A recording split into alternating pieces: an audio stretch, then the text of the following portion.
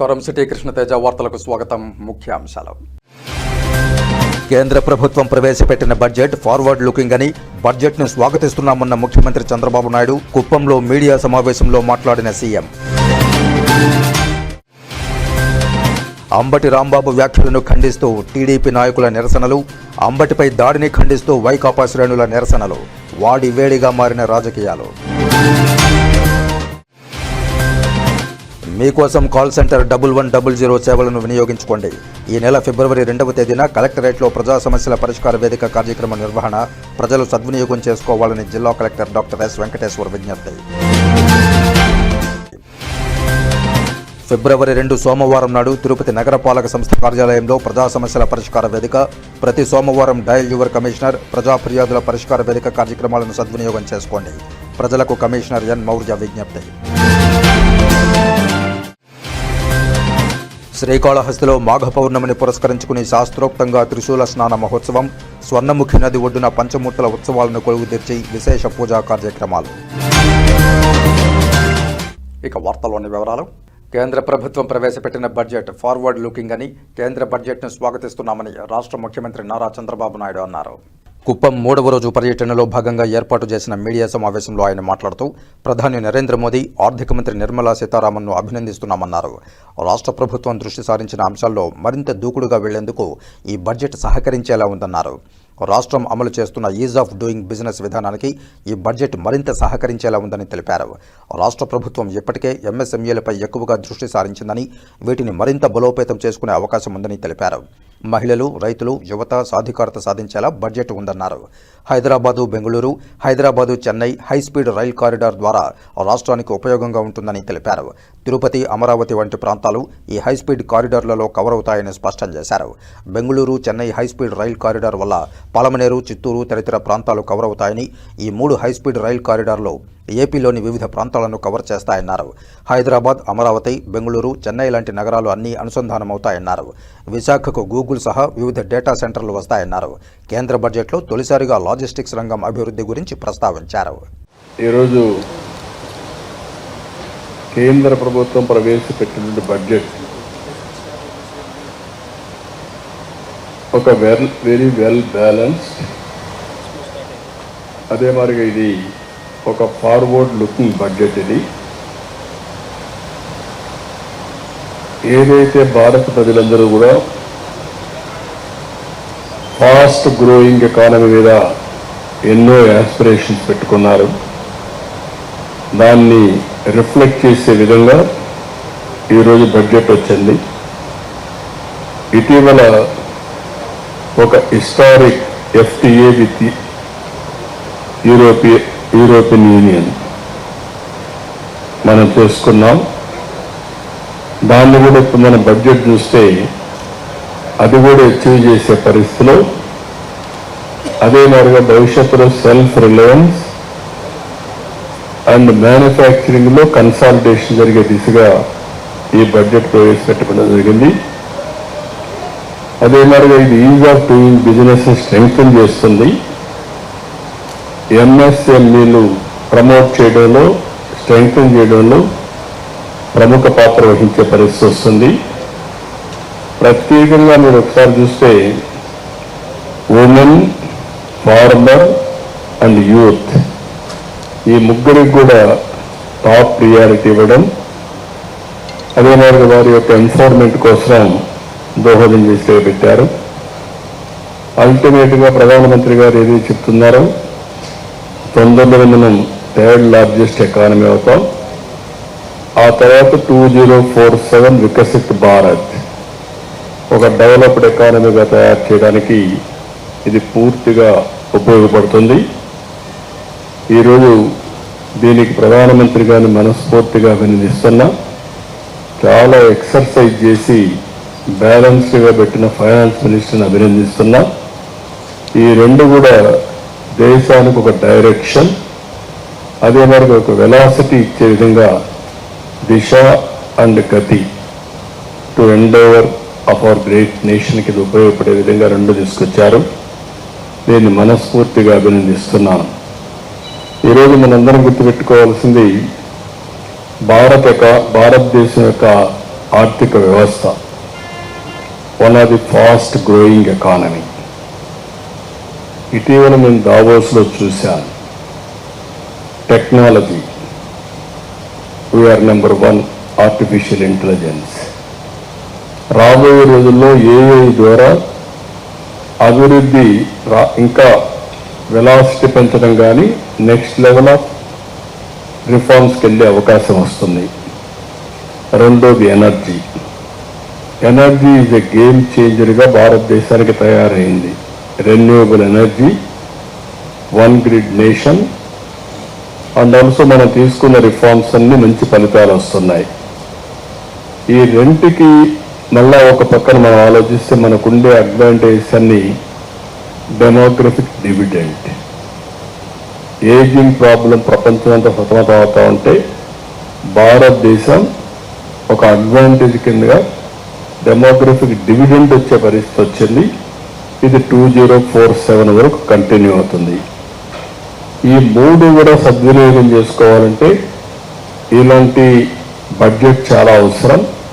అవన్నీ కూడా ఇందులో రిఫ్లెక్ట్ అవుతున్నాయి. ఒక పక్క షార్ట్ టర్మే కాకుండా medium term, long term sustainability దృష్టిలో పెట్టుకొని ఈ బడ్జెట్ తయారు చేశారు. దీనికి మనస్ఫూర్తిగా అభినందిస్తున్నాను. ఎప్పుడైతే వెల్త్ క్రియేట్ చేస్తామో, వెల్త్ క్రియేషన్ వల్ల ఆటోమేటిక్గా లివింగ్ స్టాండర్డ్స్ పెరుగుతాయి. అందుకే ఈ బడ్జెట్లో మనం చూస్తే మెరుగైన లివబుల్ కండిషన్స్ రావడానికి, ఈజ్ ఆఫ్ లివింగ్ కోసం ఇది దోహదం చేసే విధంగా వచ్చింది.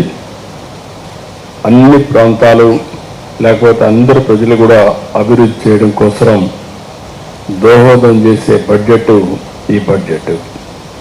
ఇంకొక పక్కన మన రాష్ట్రానికి వస్తే ఇప్పుడు తీసుకున్న నిర్ణయాల వల్ల 3 హై స్పీడ్ రైల్ కారిడార్స్ వస్తున్నాయి. ఒకటి హైదరాబాద్, బెంగళూరు, అనంతపూర్, కర్నూలు కవర్ అవుతుంది. ఒక పక్కన హైదరాబాద్, చెన్నై. హైదరాబాద్, చెన్నై వచ్చినప్పుడు అమరావతి, తిరుపతి, చెన్నైకి వెళ్తుంది. ఈ 2 వచ్చినప్పుడు ఒక పక్క అవన్నీ వచ్చినప్పుడు ఇంకొక పక్క అప్ టు తిరుపతి వరకు కవర్ అవుతుంది. మూడోది బెంగళూరు, చెన్నై. అది కూడా యాజ్ ఆన్ టుడే నేరుగా పలమనేరు, చిత్తూరు. రాబోయే రోజుల్లో we are requesting Dham connect Tirupati, మనకి ఇంకోటి చెన్నై. కానీ ఏ విధంగా కనెక్ట్ చేసి చూడాలి. అది కూడా ఒక పక్క.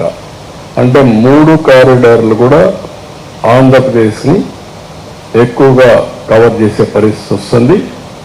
దీనివల్ల ఫాస్ట్ ట్రైన్స్ వస్తే ఈ 4 సిటీస్ 5 కోట్ల జనాభా, అమరావతి, హైదరాబాద్, బెంగళూరు, చెన్నై. ఇది ప్రపంచంలో ఎక్కడా లేనటువంటి ఒక డైనమిక్ జోన్గా తయారవుతుంది. ఎక్కడికి పోవాలన్నా ఈజీ అవుతుంది. అది కూడా దోహదం చేస్తుంది. ఇంకొక పక్క రాబోయే రోజుల్లో డెడికేటెడ్ రేర్ ఎర్త్ కారిడార్, ఇది ఆంధ్రప్రదేశ్ కూడా ఇంక్లూడ్ చేశారు. ఇప్పుడు ఏదైతే రేర్ ఎర్త్ ఉందో ఇవన్నీ కూడా రేపు రాబోయే రోజుల్లో మన దగ్గర బీచ్ శాండ్ ఉంది, ఇంకా వేరియస్ మినరల్స్ ఉన్నాయి. ఇవన్నీ ఉపయోగించుకొని అనేకమైనటువంటి డిఫెన్స్కి కావాల్సినవి కానీ, అటామిక్ ఎనర్జీకి కానీ, ఇంకా అనేక రకాలుగా మన మిగిలినటువంటి సోలార్ ప్యానెల్స్ కానీ, క్రిటికల్ ఎలక్ట్రానిక్స్కి ఇవి దోహదం చేసే పరిస్థితి వస్తుంది. అది కూడా ఒక పెద్ద శుభ పరిణామం. ఇది మన రాష్ట్రానికి కూడా ఉపయోగపడుతుంది. ఇంకొక పక్క ISM 2.0, దీనివల్ల సెమీ కండక్టర్కి పెద్ద దోహదం చేస్తుంది. 40,000 కోట్ల రూపాయలు పెట్టారు. ఇది టెక్నాలజీకి పెద్ద పీట వేసినట్టు అవుతుంది. టెక్నాలజీలో మనం ముందుకు పోతున్నాం. Semi conductor is very crucial. దీనికోసం 2.0 తీసుకొచ్చారు. ఇంకొక పక్కన టెక్స్టైల్ సెక్టర్కి ఊతమిచ్చారు. మన దగ్గర పెద్ద ఎత్తున టెక్స్టైల్ అంతా కూడా ప్రాధాన్యత ఉంది. కాటన్ పండిస్తున్నాం. టెక్స్టైల్ వల్ల, టెక్స్టైల్ మ్యానుఫ్యాక్చరింగ్ వల్ల మన వాళ్ళకి చాలామందికి ఉపాధి వస్తుంది. This a good move. It will have a tremendous impact. ఇంకొక పక్క టూరిజం, హాస్పిటాలిటీ, దీనికి కూడా ప్రాధాన్యత ఇచ్చారు. నేను ఎప్పటి నుంచో మాట్లాడుతున్నాను, భవిష్యత్తులో ఎంప్లాయ్మెంట్ క్రియేట్ చేయాలంటే టూరిజం ఉండాలి, టూరిజాన్ని ప్రమోట్ చేయాలి. హాస్పిటాలిటీకి భారతదేశం పెట్టిన పేరు, అందులో ఆంధ్రప్రదేశ్ కూడా one of the best hospitality state ఇది, దీనికి కూడా ఉపయోగపడుతుంది. ఇంకొక పక్కన government of India cashew, coconut, cocoa, sandalwood, ఈ 4 మనకు చాలా ముఖ్యమైన పంటలు. కోకో వీఆర్ నెంబర్ 1. అదే మరి ఇంకొక పక్క క్యాషు, కోకోనట్ కూడా మనకు చాలా వరకు ఉంది. ఇంకొక పక్కన క్యాషు ఉంది, ఇంకొక పక్క శాండల్వుడ్ ఉంది. దీంతో కాఫీ కూడా కలుపుతున్నాం, అరకు కాఫీ. ఇవన్నీ కానీ వస్తే చాలా వరకు మనకు ఉపయోగపడే పరిస్థితి వస్తుంది. ఈ ప్రోత్సాహాన్ని కూడా నేను అభినందిస్తున్నా. ఇంకొక పక్క tax incentives for data centres 2047 వరకు పెట్టారు. ట్యాక్స్ ఇన్సెంటివ్స్ డేటా సెంటర్కి వస్తే ఒక్కసారి డేటా సెంటర్కి ఇండియా ఒక హబ్గా తయారవుతుంది. ఇప్పుడే మనకు Visakhapatnam 5-6 minimum 10 gigawatt capacity data centres ముందుకు వచ్చారు. అన్ని ఇవ్వలేము, ఎన్ని ఇవ్వగలుగుతాం వర్కౌట్ చేసుకుంటున్నాం. దీనికి పవర్ అవసరం ఉంటుంది. అదే మరి మనకు చాలా ఎంప్లాయ్మెంట్, ఒకసారి డేటా సెంటర్ వస్తే ఏఐ వస్తుంది. ఏఐ వస్తే it is a game changer. అందుకే ఈరోజు ఏఐ యూనివర్సిటీ కూడా తొందరలోనే స్టార్ట్ చేస్తాం. ఎన్విడియా మిగిలినంతా మాట్లాడి హైదరాబాద్లో ఉండే ఐఎస్బి మోడల్లో దాన్ని ఒక అటానమస్ బాడీ కింద దాన్ని తయారు చేస్తాం. One of the best AI university I can say. ఆ యూనివర్సిటీ కూడా ఏఐ లివింగ్ ల్యాబ్స్, దీన్ని కూడా తొందరలోనే ఎస్టాబ్లిష్ చేయబోతున్నాం.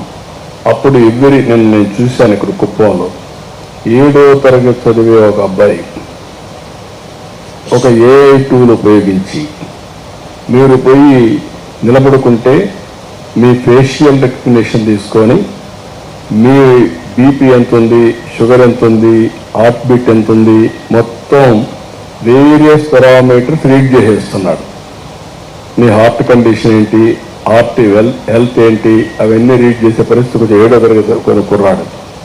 మన పిల్లల్ని కానీ మనం ఎంకరేజ్ చేస్తే రేపు రాబోయే రోజుల్లో ఆల్గరిథమ్స్ రాయడం అనేది వీళ్ళకు చాలా ఈజీ అయిపోతా ఉంది. ఇప్పుడు మనం చాలా ఎక్విప్మెంట్ తయారు చేస్తున్నాం, అవన్నింటికి రీప్లేస్మెంట్ ఏఐగా తయారయ్యే పరిస్థితి వచ్చింది. అందుకే నేను ఒక పిలిపిచ్చాను, రాష్ట్రం మొత్తం ఏఐ వాడండి, లేకపోతే ఏఐ యూజ్ కేసెస్ ప్రిపేర్ చేయండి. దానికి శాండ్ బాక్స్ కూడా పెట్టి పెద్ద ఎత్తున ముందుకు పోతున్నాం. దీంట్లో డేటా సెంటర్స్ పెద్ద ఎత్తున ఉపయోగపడతాయి. ఇంకొక పక్కన సపోర్ట్ ఫర్ టూరిజం కింద అరకు రీజియన్ ఒక హబ్ని తీసుకొని చేస్తున్నారు, దానికి కూడా స్వాగతం పలుకుతున్నా. రెండోది పులికాట్ లేక్, ఇక్కడ ఫ్లెమింగో ఫెస్టివల్స్ మనం పెడుతున్నాం. One of the most beautiful place. ఈ బర్డ్స్, రేర్ బర్డ్స్ అతిథులుగా వస్తూ ఉంటాయి, మన గెస్ట్లుగా వస్తాయి, కొన్ని రోజులు మళ్ళీ వెళ్ళిపోతూ ఉంటాయి. ఈ సీజన్లో ఆ ఫ్లెమింగో ఫెస్టివల్ అన్నది బ్యూటిఫుల్ ఫెస్టివల్, దాన్ని కూడా మనం ఉపయోగించుకుంటే పెద్ద ఎత్తున ఉపయోగపడుతుంది. ఇవన్నీ ఉపయోగించుకోవడమే కాకుండా ఈరోజు logistics hub for the east, coastal cargo, inland waterways, freight corridor, ఇవన్నీ కూడా పెద్ద ఎత్తున పెద్దపేట ఇస్తున్నారు. నేను కూడా ఎప్పటి నుంచి ఇది మాట్లాడుతున్నాను. ఏదైతే సీ కోస్ట్ నుంచి ఈస్ట్ వెస్ట్ కారిడార్ మనకుండేది, సౌత్ నార్త్ సౌత్ ఉంది. ఇచ్చాపురం నుంచి ప్రారంభిస్తే చెన్నై వరకు నార్త్ నుంచి సౌత్ వరకు ఒక కారిడార్ వస్తుంది. 1000 కిలోమీటర్ల సీ కోస్ట్ ఉండే కారిడార్. దీనికి నేను ఎన్నోసార్లు చెప్పింది, ఎవ్రీ 50 కిలోమీటర్స్ ఒక పోర్ట్, దగ్గర 20 పోర్ట్లు వస్తాయి, హబ్ అండ్ స్పోక్ మోడల్. అక్కడి నుంచి ఇంటర్లాండ్కి తీసుకెళ్ళాలి. అంటే మనం ఈస్ట్లో ఉన్నాం, దీన్ని వెస్ట్కి తీసుకెళ్ళాలి.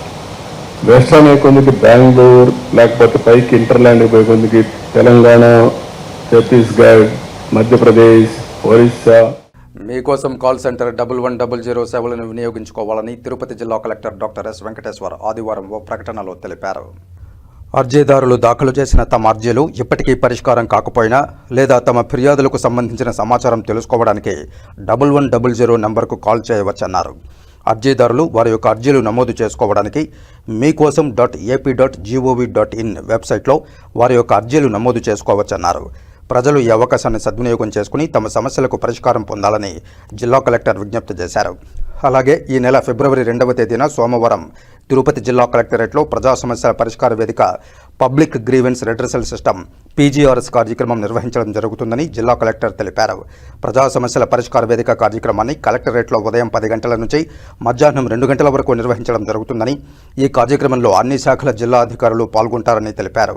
ప్రజా సమస్యల పరిష్కార వేదిక కార్యక్రమంలో తమ వివరాలతో పాటు వారి సమస్యలకు సంబంధించి అర్జీలను అందజేయాలన్నారు.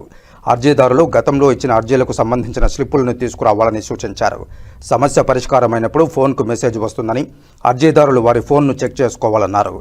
నోటీసులు, ఎండార్స్మెంట్ను వాట్సాప్లో పంపిస్తామని, ఎండార్స్మెంట్ బై రిజిస్టర్డ్ పోస్ట్ మీరు ఇస్తున్న అడ్రస్కు పంపిస్తున్నామన్నారు. అర్జీ ఇచ్చేటప్పుడు దానిని కరెక్ట్గా పూరించాలన్నారు. రిపీటెడ్ అర్జీదారులు పాత రసీదును తీసుకురావాలని సూచించారు. జిల్లా ప్రజలు PGRS కార్యక్రమాన్ని సద్వినియోగం చేసుకోవాలని కోరారు. ప్రతి సోమవారం నగరపాలక సంస్థ కార్యాలయంలో నిర్వహించే డయల్ యువర్ కమిషనర్ ప్రజా ఫిర్యాదుల పరిష్కార వేదిక కార్యక్రమాలను ప్రజలు సద్వినియోగం చేసుకోవాలని నగరపాలక సంస్థ కమిషనర్ ఎన్ మౌర్య ఆదివారం ఓ ప్రకటనలో తెలిపారు. తిరుపతి నగరపాలక సంస్థ కార్యాలయంలో ఫిబ్రవరి 2వ తేదీ సోమవారం ఉదయం 10 గంటల నుండి 2 గంటల వరకు ప్రజా ఫిర్యాదుల పరిష్కార వేదిక కార్యక్రమం, 10:30 గంటల నుండి 11:30 గంటల వరకు డయల్ యువర్ కమిషనర్ కార్యక్రమం జరుగుతుందని కమిషనర్ ఎన్ మౌర్య తెలియజేశారు.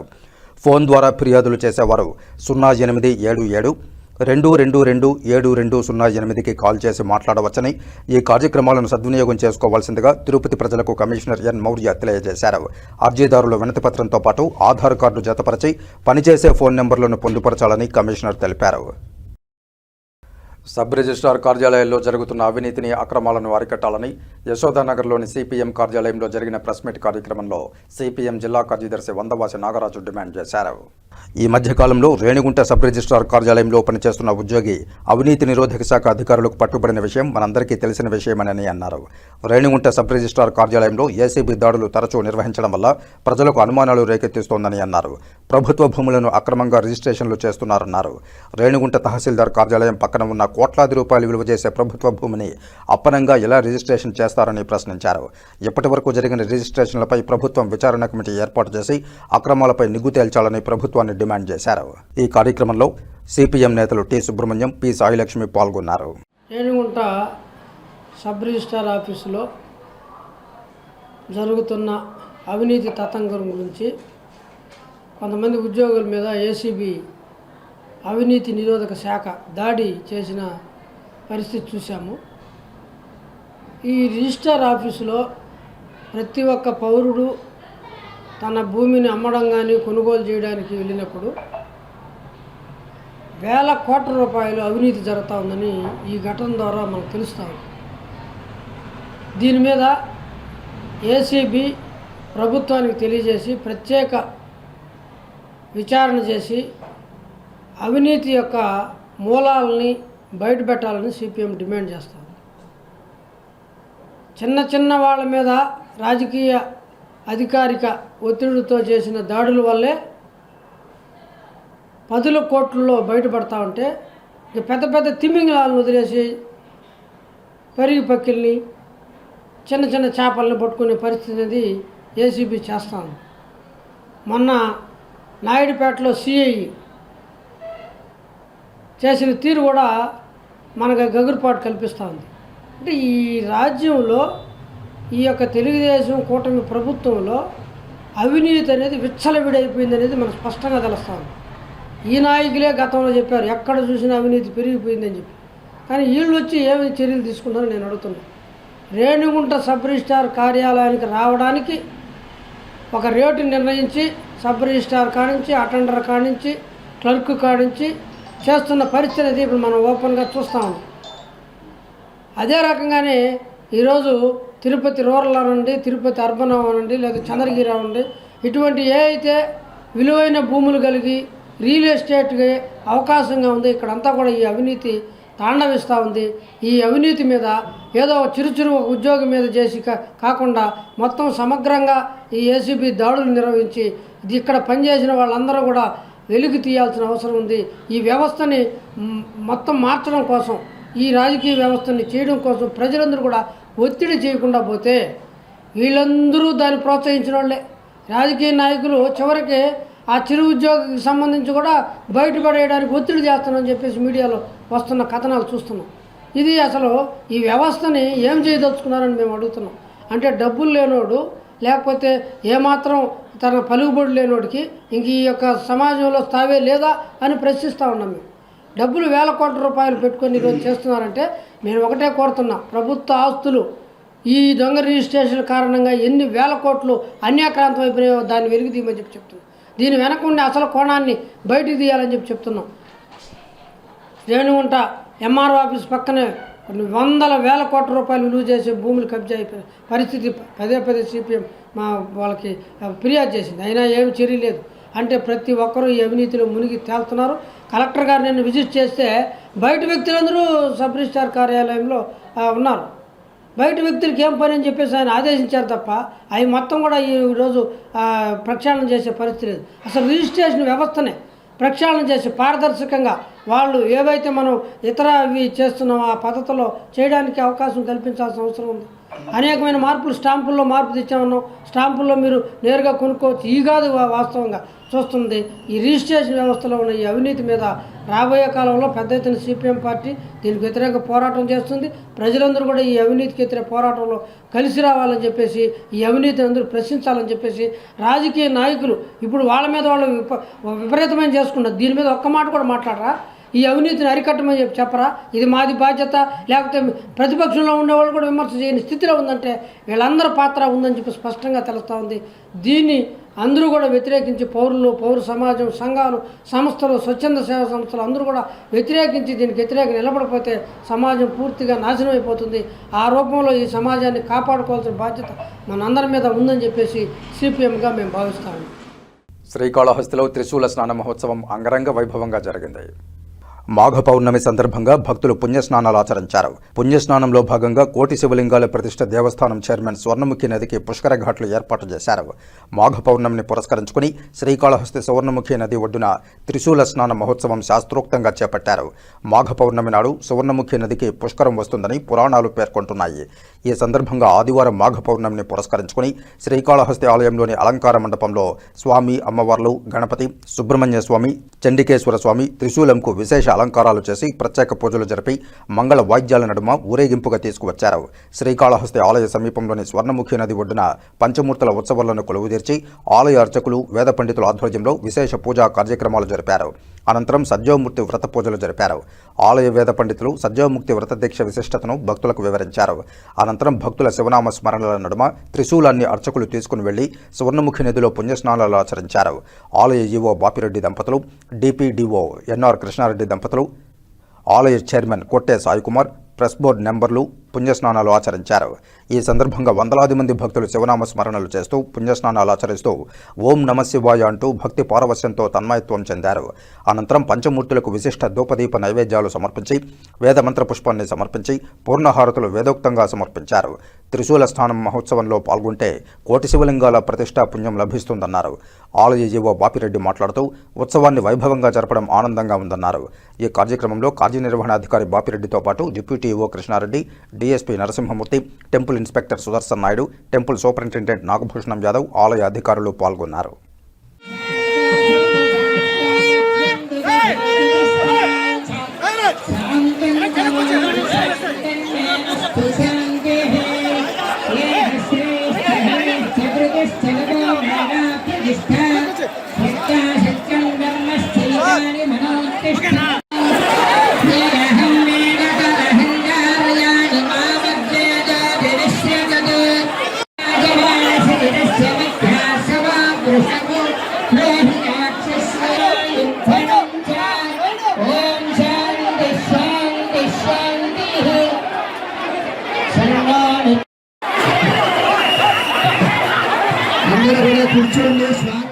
సమాజంలో మహిళా నాయకులను తీర్చిదిద్దడమే లక్ష్యంగా శ్రీకాళహస్తికి సమీపంలోని ఐసర్లో జాతీయ స్థాయి సింపోజియం నిర్వహించారు.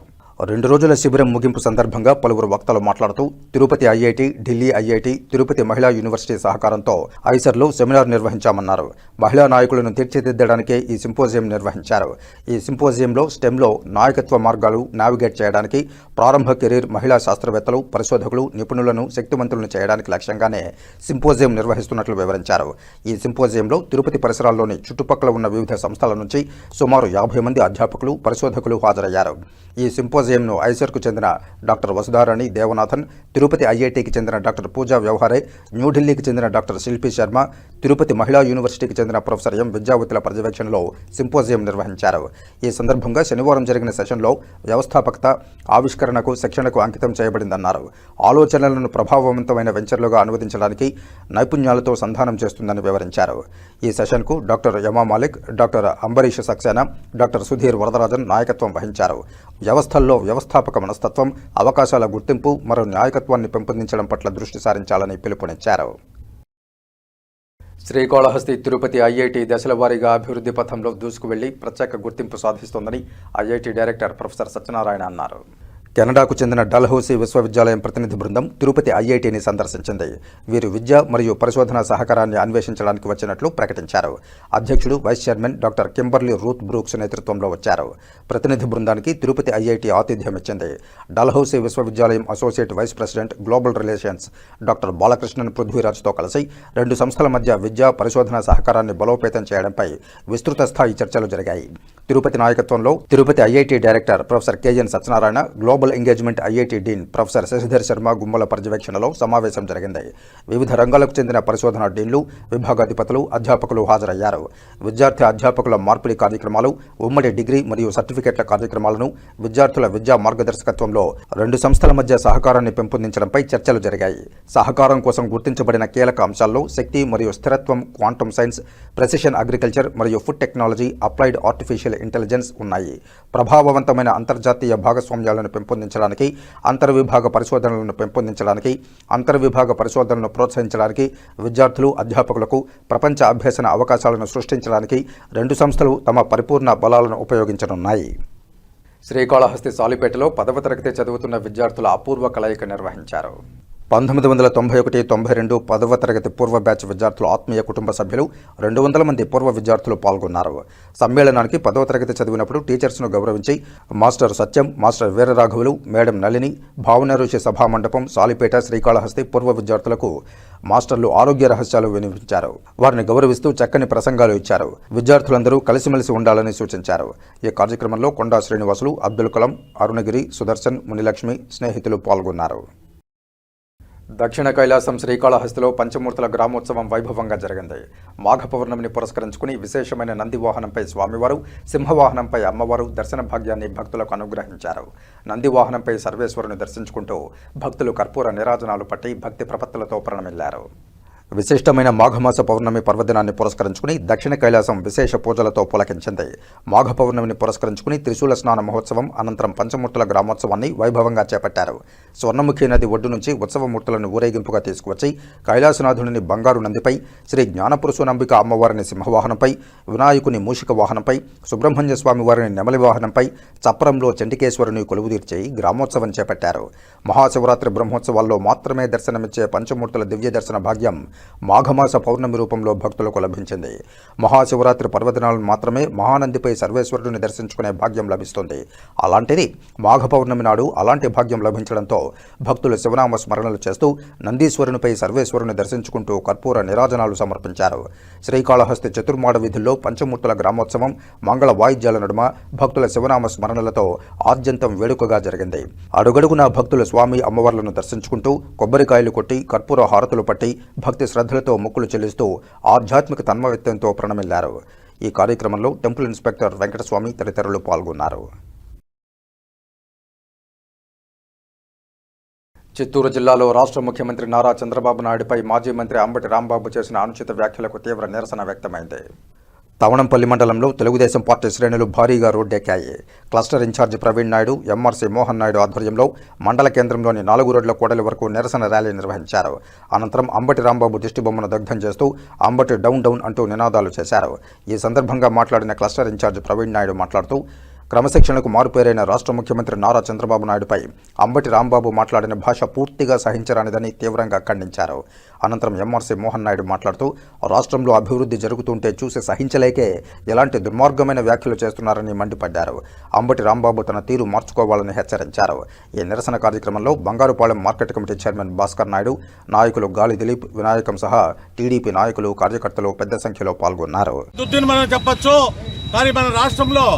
జరుగుతూ ఉండే పరిణామాలు చూస్తూ ఉంటే ఒక పక్క అభివృద్ధి జరుగుతూ ఉంటే ఒక పక్క ఇటువంటి దుర్మార్గ చర్యలకి ఒడిగడుతున్నటువంటి వైసీపీ ప్రభుత్వం వారి నాయకులు వాళ్ళ నాయకత్వంలో అడుగుజాడల్లో మడుగులెత్తుతూ ఈ అంబటి రాంబాబు అనే వ్యక్తి ఎందుకు పనికిరాని కుక్క వీడు మా ముఖ్యమంత్రి గారిని అనుచిత వ్యాఖ్యలు మాట్లాడటం ఎంతవరకు సబబు? ఇది అమానుషిత్వం, ఇది ప్రజలకి ఎంతో తీరని అవమానం. కాబట్టి ఇటువంటి వ్యక్తిని గురిశిక్ష వేయాల్సిందిగా మరీ ప్రార్థిస్తున్నాం. బాబు గారు, మీరు చాలా గొప్ప రాజకీయ నేతలు. అలాంటి వాళ్ళు విలువలు కూడా తెలియకుండా ఈరోజు ఈ రాష్ట్రానికి ముఖ్యమంత్రిగా ఉన్న చంద్రబాబు నాయుడు గారిని అలాంటి భాషాజ్వలంతో మాట్లాడటం చాలా ఖండిస్తున్నాము. ఇలాంటి భాషలతో మీరు మాట్లాడి మీ పిల్లలకి, మీ ఫ్యామిలీకి ఏమి సందేశం ఇస్తున్నారు? ఇలాంటి పనులు చేయొద్దండి. ఏదన్నా ఉంటే గౌరవంగా మాట్లాడండి. మీకు ఏదన్నా అవసరమైతే అసెంబ్లీకి రండి, మాట్లాడండి. ప్రజా వేదికలు ఉన్నాయి, పోండి, మాట్లాడండి. అన్నీ చేస్తాం మేము మీకోసం. అంతేగాని ఇలాంటి చెత్త రాజకీయాలు చేసి చెత్త మాటలతో ఒక ఎంతో మహోన్నతమైన వ్యక్తిని ఇలాంటి పదజాలం వాడటం మేము తీవ్రంగా ఖండిస్తున్నాము. ఇది చాలా తప్పు. మీరు పిల్లలకి ఇలాంటి పాఠాలు నేర్పించేది మేము రియల్గా ఖండిస్తున్నాం. Thank you. అమరగాయకుడు ఘంటసాల వెంకటేశ్వరరావు విగ్రహానికి రాయలసీమ రంగస్థలి ఆధ్వర్యంలో కళాకారులు ఘన నివాళులర్పించారు. తమ అభిమాన గాయకుడు ఘంటసాల వెంకటేశ్వరరావును స్మరించుకుంటూ ఆయన అభిమానులు ప్రతి నెల 1వ తారీఖున ఆయన విగ్రహానికి మంచినీటితో శుద్ధి చేసి పుష్పాంజలితో ఘన నివాళులర్పిస్తున్నారు. తిరుపతిలోని రాయలసీమ రంగస్థలి ఆధ్వర్యంలో ఘంటసాల అభిమానులు సంగీతానికి ఘంటసాల సేవలను స్మరించుకుంటూ స్థానిక వివి మహల్ రోడ్డులోని ఆయన విగ్రహానికి ప్రతి నెల 1వ తారీఖున మంచినీటితో శుద్ధి చేసి పూలమాలలు వేసి నివాళులర్పిస్తున్నారు. అందులో భాగంగా ఆదివారం రాయలసీమ రంగస్థలం సభ్యులు తొండమనాటి సుబ్రహ్మణ్యం రెడ్డి ఆధ్వర్యంలో ఘంటసాల విగ్రహానికి పూజలు నిర్వహించారు. అనంతరం ఘంటసాల అభిమాని భాస్కర్ను ఘనంగా సత్కరించారు. ఈ సందర్భంగా వారు మాట్లాడుతూ తన గానామృతంతో తెలుగు ప్రజలను ఉర్రూతలూగించిన ఘంటసాలను స్మరించుకోవడం ప్రతి తెలుగువారి బాధ్యత అని గుర్తు చేశారు. ఈ కార్యక్రమంలో రాయలసీమ రంగస్థల సభ్యులు తొండమనాటి సుబ్రహ్మణ్యం రెడ్డి, ఘంటసాల అభిమానులు కొట్టే సుబ్రహ్మణ్యం రెడ్డి, మిట్టపల్లి బ్రహ్మానందం, తులసిరాం నాయుడు, మల్లారపు రవిప్రసాద్, గాయకులు పద్మనాభం, పురోహితుడు సురేష్ స్వామి, టీచర్ తిరుమలయ్య, విద్వాన్ డాక్టర్ కస్పా పద్మనాభం తదితరులు పాల్గొన్నారు. ఘంటసాల గారి పూజా కార్యక్రమంలో దాంట్లో జరిగేటువంటి కార్యక్రమంలో నేను కూడా భాగస్వామిగా రావడానికి ఈ కళాకారులందరూ సహకరించారు. నాకు కూడా అదృష్టం కలిగింది. ఘంటసాల గారికి ఆయన పాడిన పాటలు, వేల పాటల్లో, తర్వాత భగవద్గీతలో, సో ఈ మన దేశానికి ఎంతో అదృష్టమైనటువంటి ఇది. సో ఆయన పాటలు వింటూ, ఆయన చరణస్మరణ వింటూ, భగవద్గీత కూడా రోజుకు శ్లోకం వింటూ ఉంటాము. కాబట్టి ఈ అన్నింటిలో ఉండేటువంటి భగవద్గీత ప్రతి ఒక్కరు కూడా అందరూ ఇష్టపడేవారే. సో ఇలాంటి గానగంధర్వులు, ఇంకా అలాంటి వాళ్ళు మనకు కలరు, మనం చూడలేము. ఇలాంటి వారి చేతితో అందరికీ నాకు ధన్యవాదాలు. సంగీతం సాహిత్యమపి మన గోపీనాథ్ రెడ్డి గారి ఆధ్వర్యంలో పూజ, అభిషేకము, అర్చన అన్నీ చేస్తూ ఒక గాయకుల్ని సత్కరించే పద్ధతి ఒక 7 ఏళ్లుగా చేస్తున్నారు. అది మనందరి భాగ్యం. ఆయన ఘంటసాల గాంధర్వుడు అని పేరు వచ్చేసింది. ఆ గాంధర్వానికి మనము అందరూ ఉపపాత్రులను అయినాం. ఈరోజు ఆ దీంట్లో ఫిబ్రవరి 1వ తేదీ మన భాస్కర్ గారికి ఇది సన్మానం చేయడం జరిగింది. దానివల్ల అందరూ ప్రతి నెల ఆయన్ని మర్చిపోరు. కారణం ప్రాతకాలం నుండి, పూర్వం నుండి రాత్రి వరకు ఏకాంశ వరకు ఆయన పాటలు వింటూ ఇక్కడికి వచ్చిన భక్తులందరూ ఆయన పాటలు వింటూ ఈ రోజుకి చేస్తున్నారంటే అందువల్లనే ఘంటసాల గాంధర్వుడు అని పేరు వచ్చింది. అందువల్ల ఆయనకి శతమానం భవతి శతాయు పురుష శతేంద్రియ ఆయుష్యేంద్రియే ప్రతిష్టతి అన్నట్టు ఆయన 100 ఏళ్ళు పండగ చేసుకుంటే మనమందరం 100 ఏళ్ళు ఉంటాం అనేసి ఓం నమో నీ నగుమోమును బోలునటే కొలనులోని నవకమలదలంబులు నీ నయనంబులు బోలునటే ఎచట చూసిన ఎచట వేచిన నీ రూపమదే కనిపించినది. స్వర్గాలు తప్పి గర్యయిస్తేని పెద్దలు చెప్పినారు. ఆ విధంగానే ఘంటసాల మాస్టర్ గారు సంగీతంలో ఎక్కువ కృషి చేసి అందరిలో మన్నలు పొందారు. అంతేకాకుండా ఆయనకి ఎవరికి లభించినటువంటి శ్రీ వెంకటేశ్వర స్వామి సన్నిధిలో ఏకాంత సేవప్పుడు పాడము ఆయనకి గొప్ప పుణ్యం చేసుకున్నటువంటి అటువంటి వ్యక్తికి ఈరోజు కార్యక్రమం జరగడం అంటే గొప్ప విశేషం. నమో వెంకటేశ్వర. నిమ్మగడ్డ ప్రసాద్, రామచంద్ర యాదవ్ తిరుమల శ్రీనివాసుని దర్శించుకుని మొక్కులు చెల్లించుకున్నారు. శ్రీవారి దర్శనార్థం కుటుంబ సభ్యులతో కలిసి తిరుమలకు చేరుకున్న వీరు వీఐపీ బ్రేక్ ప్రారంభ దర్శన సమయంలో శ్రీవారిని దర్శించుకున్నారు. దర్శనానంతరం రంగనాయకుల మండపంలో వేద పండితులు వేదాశీర్వచనం పలుకగా ఆలయ అధికారులు స్వామివారి వస్త్రంతో సత్కరించి వీరికి శ్రీవారి తీర్థ ప్రసాదాలను అందజేశారు. ఇప్పుడు కాసేపు ప్రకటనలు. చదలవాడ దంత వైద్య కళాశాల మరియు సూపర్ స్పెషాలిటీ ఆసుపత్రిలో అత్యాధునిక దంత వైద్య సేవలు అందుబాటులోనికి తెచ్చారు. అన్ని దంత సమస్యలకు ఒకే చోట పరిష్కారం. అన్ని రకాల వైద్య సేవలు అందుబాటులో ఉన్న ప్రాంగణం చదలవాడ దంత వైద్యశాల. అనుభవజ్ఞులైన వైద్యులచే అందమైన చిరునవ్వు కోసం ఆధునిక దంత వైద్యం. పిప్పి పళ్లకు, రూట్ కెనాల్, చిగురువాపు వ్యాధులకు అత్యాధునిక చికిత్స. ఎత్తుపళ్ళు, వంకర పళ్ళు, రంగుమారిన పళ్లకు ప్రత్యేకమైన వైద్య బృందంచే చికిత్స. అంతేకాకుండా చదలవాడ విద్యా సంస్థల్లో రాయలసీమలోనే ఆర్కిటెక్చర్ కోసం మొట్టమొదటి private college Chadalavada Aruna school of architecture. అత్యుత్తమ ఇన్ఫ్రాస్ట్రక్చర్ కలిగి సమర్థవంతమైన టీచింగ్ స్టాఫ్తో విద్యార్థులకు ప్రాక్టికల్స్తో కూడిన విద్యాబోధన చదలవాడ అరుణ స్కూల్ ఆఫ్ ఆర్కిటెక్చర్లో. సంప్రదించండి. చదలవాడ కృష్ణతేజ దంత వైద్య కళాశాల, రేణిగుంట రోడ్, తిరుపతి. తిరిగి వార్తల్లోకి స్వాగతం. తిరుపతి భారతీయ విద్యాభవన్ వారి 18వ గొప్ప పుస్తక ప్రదర్శన అట్టహాసంగా ప్రారంభమైంది. ప్రతి సంవత్సరం భారతీయ విద్యాభవన్ ఆధ్వర్యంలో తిరుపతి పుస్తక మహోత్సవం నిర్వహిస్తున్న విషయం విదితమే. ఇందులో భాగంగా జనవరి 31 నుండి ఫిబ్రవరి 8వ తేదీ వరకు 9 రోజుల పాటు నిర్వహించే ఈ 18వ గొప్ప పుస్తక ప్రదర్శనను శనివారం సాయంత్రం స్థానిక పండిట్ జవహర్లాల్ నెహ్రూ మున్సిపల్ హైస్కూల్ క్రీడా మైదానంలో ఘనంగా ప్రారంభించారు. ముందుగా స్విమ్స్ కూడలిలోని వాల్మీకి విగ్రహం వద్ద నుంచి పుస్తక ప్రదర్శన వేదిక వరకు పుస్తకాల పల్లకీతో శోభాయాత్ర నిర్వహించారు. భారతీయ విద్యాభవన్ తిరుపతి కేంద్ర గౌరవ సంచాలకులు మరియు కోశాధికారి డాక్టర్ ఎన్ సత్యనారాయణరాజు, పంచసహస్రావధాని అన్నమాచార్య ప్రాజెక్టు ప్రత్యేకాధికారి doctor Melasani Mohan, SVIMS dean doctor Alladi Mohan, Bharatiya Vidya Bhavan కేంద్ర కమిటీ సభ్యులు professor Singaraju Dakshinamurthy Sharma, Bhavans principal D Padmaja, బోధనేతర సిబ్బంది ఈ శోభాయాత్రలో భాగస్వాములయ్యారు. అనంతరం ముఖ్య అతిథిగా హాజరైన కేంద్ర విజిలెన్స్ మాజీ కమిషనర్ కెవి చౌదరి 18వ గొప్ప పుస్తక ప్రదర్శనను రిబ్బన్ కత్తిరించి ప్రారంభించారు. ఈ సందర్భంగా పుస్తక ప్రదర్శనలో ఏర్పాటు చేసిన ఆధ్యాత్మిక, విద్య, వైద్య, వైజ్ఞానిక, చారిత్రక, సాహిత్యానికి సంబంధించిన 95 పుస్తకాల స్టాళ్లను పరిశీలించారు.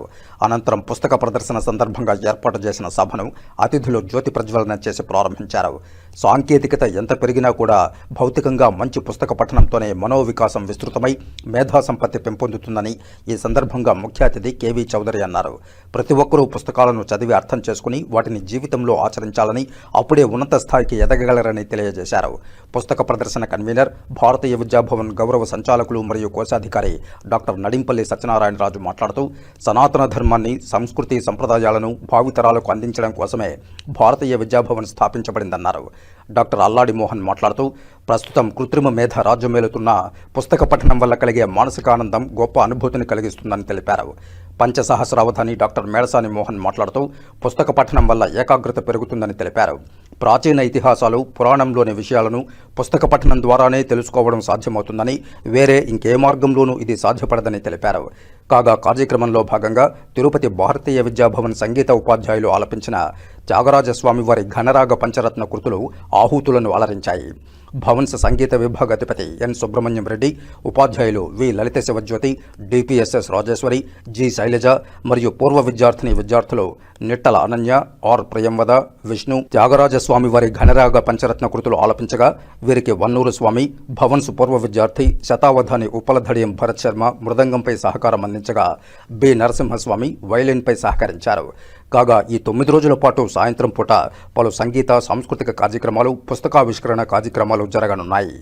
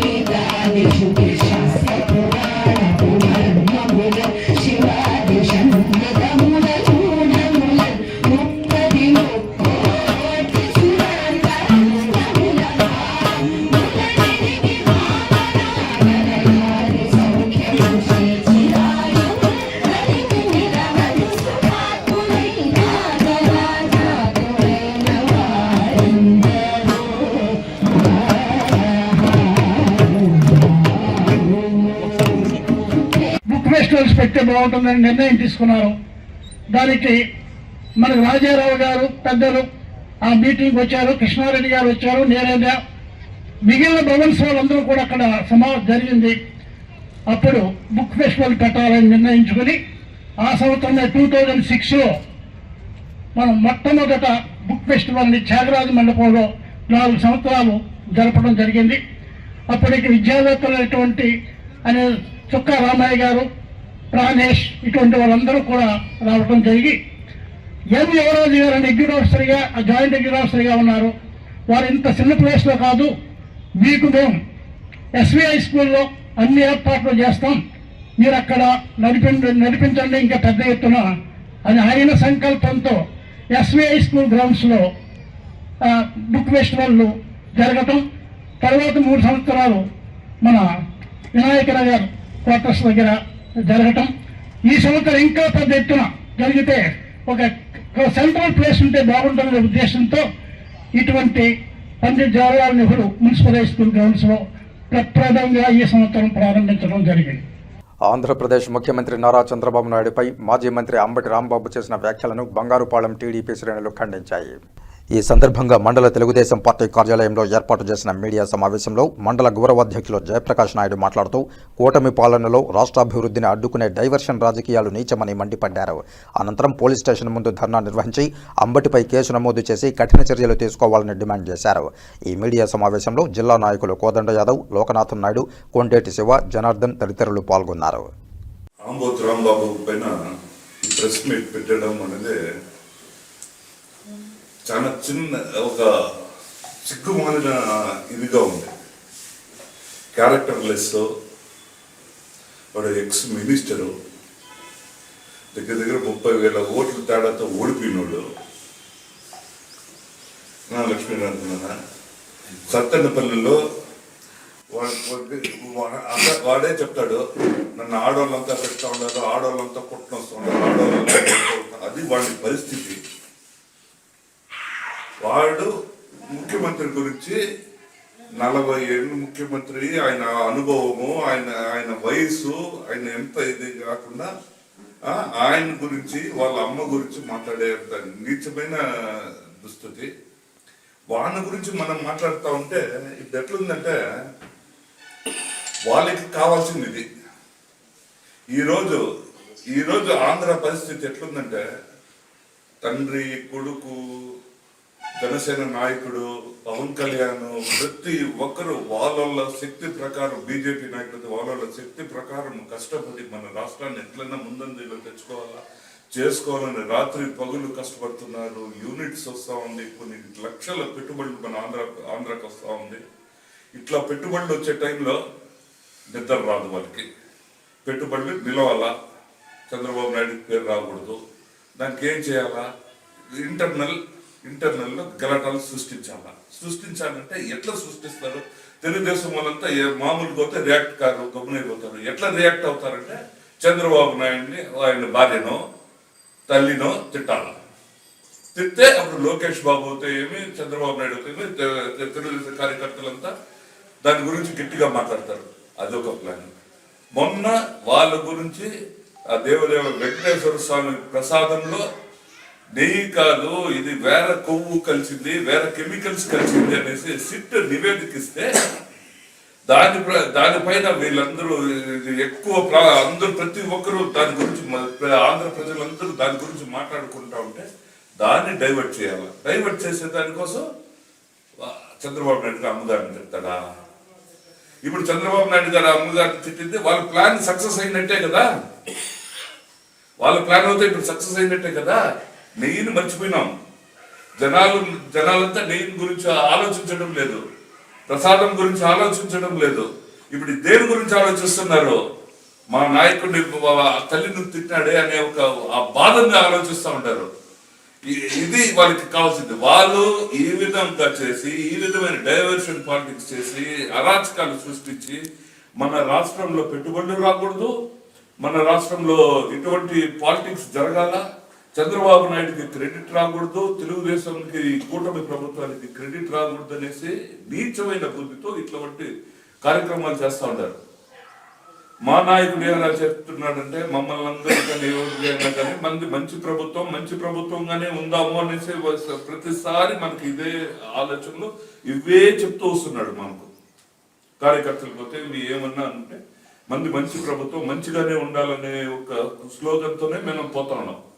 ఇది మంచి ప్రభుత్వమే, మంచిగానే ఉంది. కానీ ఇటువంటి రాజకీయాలు ఇటువంటి చేస్తా ఉంటే వాళ్ళే దీన్ని పోలీస్ డిపార్ట్మెంట్ అవుతే ఏమి, అన్ని డిపార్ట్మెంట్లు అవుతే ఏమి, ప్రతి ఒక్కడు దీన్ని చాలా సీరియస్ గా తీసుకోవాలా. ఇది కేవలం వాడు తిట్టినాడు అనేసి సెక్షన్స్ కాదు ఇక్కడ కావాల్సింది. ఇక్కడ మన రాష్ట్రంలో అరాచకాలు సృష్టించేదానికి మార్గాన్ని చెప్పినాడు. మన రాష్ట్రంలో పెట్టుబడులు రాకుండా వీళ్ళు వచ్చేసి తీవ్రవాదులకైనా చాలా డేంజరస్ ఫెలోస్ వీళ్ళు.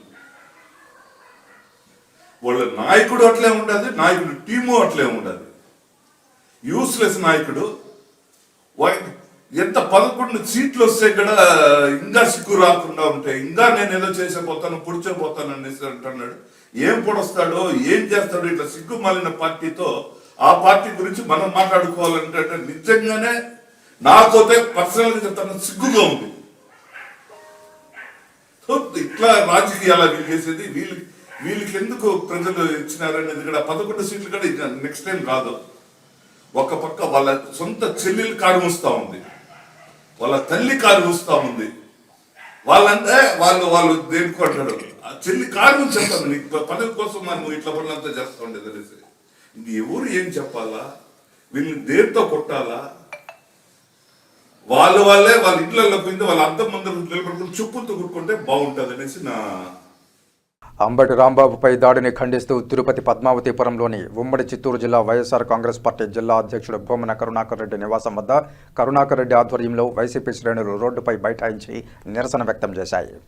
విసిరే సీమలో క్షేమం అవిభాజ్యం అంటే జైళ్లు నోళ్లు తెరిచే లోకంలో ఆంధ్రప్రదేశ్ రాష్ట్రమంతా ఈ రోజున సత్యం వైపున నిలిచే వాళ్లను, ప్రభుత్వ దమన నీతిని వ్యతిరేకించే వాళ్లను, ప్రభుత్వ కుట్ర పన్నాగాలని ధీటుగా ఎదుర్కొని పోరాడే వాళ్ళకంతా కూడా ఈ రోజున చంద్రబాబు గారు జైళ్లను ఆశ్రయంగా ఇస్తున్నారు.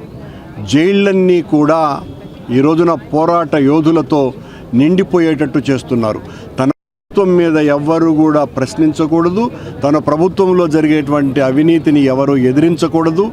ఈ రకంగా సాగుతున్నటువంటి ఆ పాలనను వ్యతిరేకిస్తూ గత 2 ఏళ్లుగా అంబటి రాంబాబు గారు చేస్తున్న వీరోచితమైనటువంటి పోరాటాలు ఏదైతే ఉందో, ఎప్పుడూ ఎవరికి వెరవక బెదరక లొంగక ఆయన చేసేటువంటి ఉద్యమాలను చూసి భయపడ్డటువంటి చంద్రబాబు గారి ప్రభుత్వం నిన్న సాకు దొరికిందని 3000 మంది గూండాలతో ఆయన గారి ఇంటి మీద దాడి చేసి ఇల్లంతా కూడా ధ్వంసం చేసి అక్కడ ఉన్నటువంటి ఆయన కార్లన్నింటినీ కూడా కాల్చివేసి చివరకు రాంబాబునే హత్య చేయాలా అన్నటువంటి ఆలోచనతో ఆయన మీద హత్యా ప్రయత్నం చేస్తే అక్కడ ఉన్నటువంటి వైఎస్ఆర్ కాంగ్రెస్ పార్టీ కార్యకర్తలు రాంబాబు గారు అనుచరుల యొక్క రక్షణతో ఆయన బయటపడటం జరిగింది. ప్రభుత్వం అంతటితో ఊరుకోకుండా రాంబాబు గారి మీద అనేక క్రిమినల్ కేసులు బనాయించి ఈ రోజున జైలుకు పంపింది. రాంబాబు గారు తాను అన్నటువంటి మాటకు చాలా స్పష్టంగా ఆయన క్షమాపణలు కూడా కోరటం జరిగింది. క్షమాపణలు కోరిన తరువాతనే వీళ్ళు రెచ్చిపోయినటువంటి గూండాలు ఆయన మీద దాడి చేయటం జరిగింది. అంటే తప్పును ఒప్పుకొని క్షమాపణలు కోరినా కూడా వాళ్లను అంగీకరించేటువంటి పరిస్థితిలో ఈ ప్రభుత్వం లేదు. ఎటుదిరిగి కొట్టాలా, ఎటుదిరిగి నాశనం చేయాలా, ఎటుదిరిగి భయం కలిగించాలా, ఈ 3 లక్ష్యాలుగా వాళ్ళు పనిచేస్తున్నారు. కానీ మీరు ఎన్ని రకాల నిర్బంధాలు దౌర్జన్యాలు చేసినా వైఎస్ఆర్ కాంగ్రెస్ పార్టీ మామూలు కార్యకర్త కూడా భయపడ్డారు. నిన్న మాజీ మంత్రి అంబటి రాంబాబు గారి మీద టీడీపీ గూండాలు అమానుషంగా దాడి చేసి హత్య చేసే ప్రయత్నం చేశారు. వాళ్ళ ఇంటిని కూడా పూర్తిగా ధ్వంసం చేయడం జరిగింది. నిజంగానే చాలా బాధాకరం. ఎందుకంటే ప్రజాస్వామ్యంలో ఏదైనా ఒక ఇన్సిడెంట్ జరిగితే మీరు కేసు పెట్టడమో ఇంకోటి పెట్టడమో చేయాలి, కానీ ఈ విధంగా తప్పుడుగా ఇళ్ళ మీద వచ్చి దాడులు చేయడం సంస్కృతి ఇంతవరకు ఎప్పుడూ లేదు. ఇవన్నీ కూడా మీరు కొత్తగా నేర్పిస్తున్నారు. నిజంగానే ఇదే విధంగా కంటిన్యూ అయితే మీరు కూడా రేపు గవర్నమెంట్ మారినాక ఇళ్లల్లో ఉండే పరిస్థితి ఉండదు కూడా ఈరోజు తెలియజేస్తున్నా. అదేవిధంగా అంబటి రాంబాబు గారు వాళ్ళు ఎవరో మీ టీడీపీ గుండాలు మాట్లాడదాం కౌంటర్గా ఒక మాట మాట్లాడినారు. అప్పుడు మీ వాళ్ళు పెట్టి వాళ్ళ మీద కూడా కేసు పెట్టాలి, అరెస్ట్ చేయాలి. మా వాళ్ళ మీద దాడి చేసి మా మినిస్టర్, మా ఎక్స్ మినిస్టర్ మీద దాడి చేసి ఆయన్ని ఇప్పుడు అరెస్ట్ చేసి జైల్లో పెట్టడం జరిగింది. ఇంత అమానుషంగా చేసే పోలీస్ అధికారులు కావచ్చు, పోలీస్ శాఖ కావచ్చు, అదేవిధంగా టీడీపీ గవర్నమెంట్కి కావచ్చు, ముఖ్యంగా నారా లోకేష్ గారు మీరు ఇంత దిగజారి ఈ విధంగా చేస్తున్నారంటే నిజంగానే ఈరోజు టీడీపీని నమ్మి కొంతమంది లాస్ట్ గవర్నమెంట్లో ఓట్లు వేశారు. వాళ్ళందరూ కూడా ఈరోజు మిమ్మల్ని చూస్తే నిజంగానే మీరు ఒక ఫ్యాక్షనిస్ట్ లాగా వాళ్ళు కనపడుతున్నాను ఇక్కడ ద్వారా తెలియజేస్తున్నాను. తప్పకుండా ఇప్పటికైనా మీ ఆలోచనలు మార్చుకొని ప్రజలకు మంచి చేసే కార్యక్రమాలు చేయాల్సి విజ్ఞప్తి చేస్తున్నా. లేదంటే 5 ఏళ్ళు పూర్తి అవ్వకముందే ప్రజల్లో తీవ్రమైన అసంతృప్తి ఇప్పటికే వచ్చింది. ఇంకా కూడా మీరు పరిపాలన చేసే అవకాశం కూడా మీకు ఉండదని కూడా తెలియజేస్తున్నాను. హత్య ప్రయత్నాలు ఎప్పుడో 2004 ముందు రాజశేఖర రెడ్డి గారు అధికారంలోకి రాకముందు ఎప్పుడో చాలా చోట్ల ఉండేవి. ఈ మధ్య మళ్ళీ 2024 తర్వాత 20 ఏళ్ళ తర్వాత లోకేష్ గారి ఆధ్వర్యంలో ఈ హత్య రాజకీయాలు జరుగుతున్నాయి. నిజంగానే ఇదే విధంగా కంటిన్యూ అయితే రేపు ఎవరు కంట్రోల్ చేయలేదని కూడా మీకు తెలియజేస్తున్నారు. తప్పకుండా ఇప్పటికైనా వాళ్ళ ఆలోచనలు మార్చుకొని ముఖ్యంగా కాపు నేతల మీద దాడి ఇంతకుముందు ముద్రగడ పద్మనాభం గారి మీద ఇదే విధంగా మీరు లాస్ట్ గవర్నమెంట్ ఉన్నప్పుడు దాడి చేశారు. ఇప్పుడు అదేవిధంగా ఈ గవర్నమెంట్లో కూడా మా అంబటి రాంబాబు గారిని దాడి చేశారు. ఎందుకు కాపులంటే మీకు అంత చిన్న చూపులాగా మాకు అనిపిస్తూ ఉంది. మీ ఆలోచన మార్చుకోవాల్సిందిగా ప్రభుత్వాన్ని హెచ్చరిస్తున్నాను. వర్యులు అంబటి రాంబాబు గారిపైన జరిగినటువంటి దాడికి నిరసిస్తూ ఇవాళ తిరుపతి నియోజకవర్గ కార్యకర్తలు అందరం కూడా పాల్గొనడం జరిగింది. నిన్న వివాదం ఎక్కడ మొదలైంది అందరూ ఒకసారి గమనిస్తే వివాదాలకు తావిస్తూ ఫ్లెక్సీలు ఏర్పాటు చేయటమే మొట్టమొదటగా వివాదం.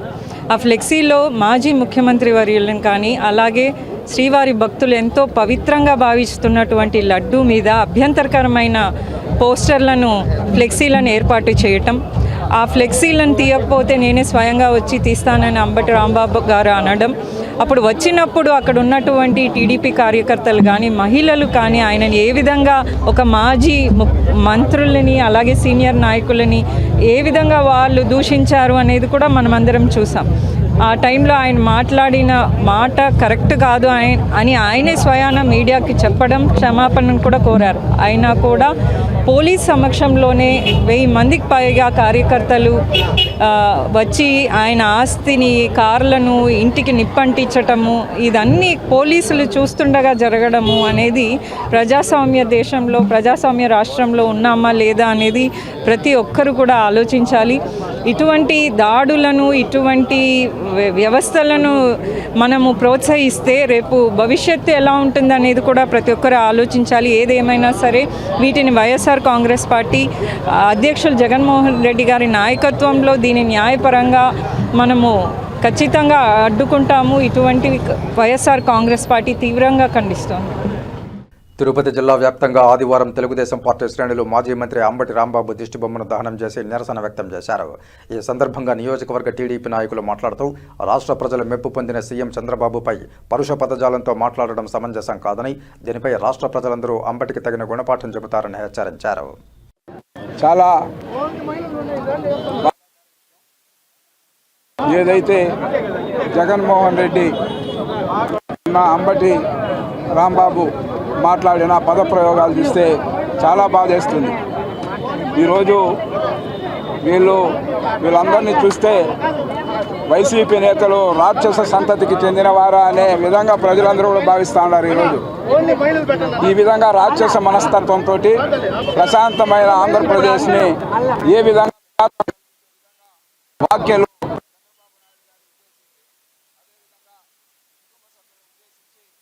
ఏదైతే మాట్లాడారో వీరు ప్రజాస్వామ్యం అంటే విలువ లేదు, దేవుడు భగవంతుడు అంటే లెక్కలేదు.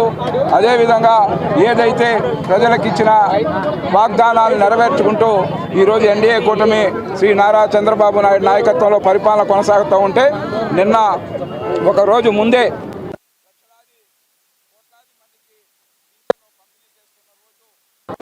అందరూ కూడా ప్రతి ఒక్క గ్రామంలో కానీ ప్రతి ఒక్క పట్టణంలో కానీ నేనంతా వాళ్ళంతా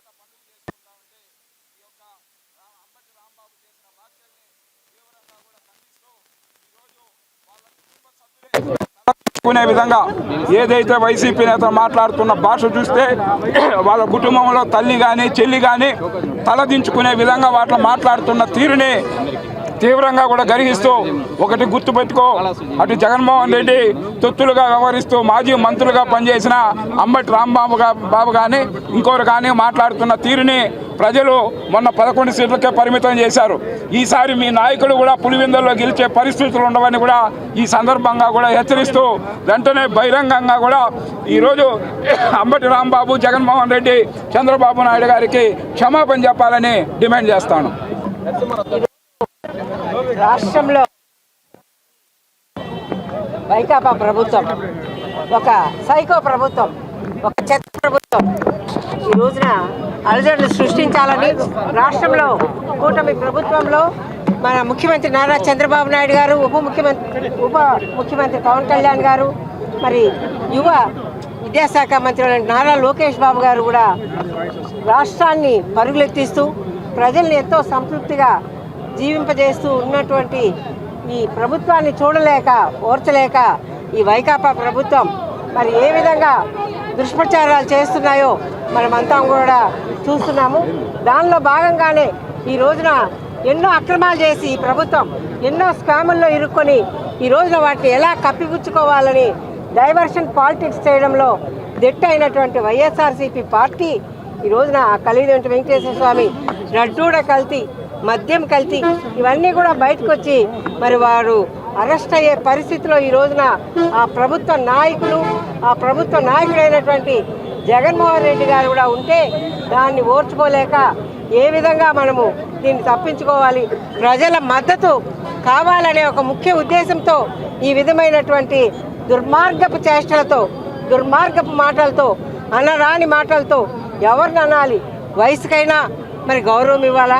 ముఖ్యమంత్రిగా ఇన్ని సంవత్సరాలు ఎవరు చేశారు? 5 పర్యాయాలు ఆయన ముఖ్యమంత్రిగా ఉంటే ఆయన గౌరవం ఇవ్వాలా లేదా? ఈరోజు ప్రపంచ దేశాలు మరి చంద్రబాబు నాయుడు నాయకత్వం అంటే వేణోళ్ళ మాట్లాడుకుంటున్నటువంటి అటువంటి నారా చంద్రబాబు నాయుడు గారి యొక్క తండ్రిని గురించి మరి పరుష మాటలతో మాట్లాడడం, ఆయన్ని మానసికంగా దెబ్బతీయాలనే ఒక ముఖ్య ఉద్దేశం తప్ప వేరే ఉద్దేశమే కాదు. తప్పకుండా వారు అందరూ కూడా శిక్షకు అనర్హులు.